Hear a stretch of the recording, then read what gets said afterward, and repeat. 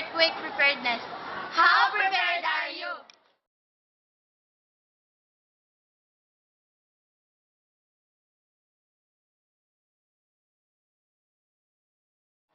Earthquake is devastating yet common natural disaster that causes billions of dollars in property damage and loss of human life.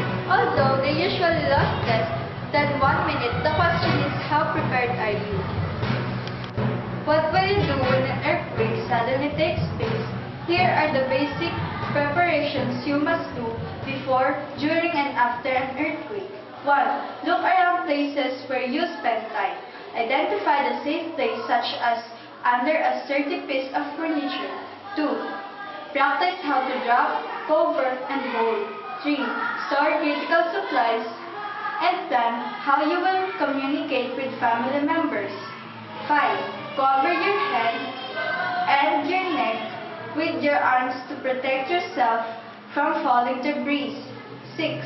When his shaking stops, look around if there is a clear path to safety. Leave the building and go to an open safe away from damaged areas. Keep safe, everyone! Family gathered in living room watching television. We never know when an earthquake will strike. That is why you should keep the precaution in mind. Got it. Noted that I'll make sure to remember all these things. Good here. That's Trisha. Dad, we don't have to worry. I think about that. With that being said, I think it's about time to prepare our emergency kit. Great. Let's get started. Family moved into the kitchen, show all the materials needed for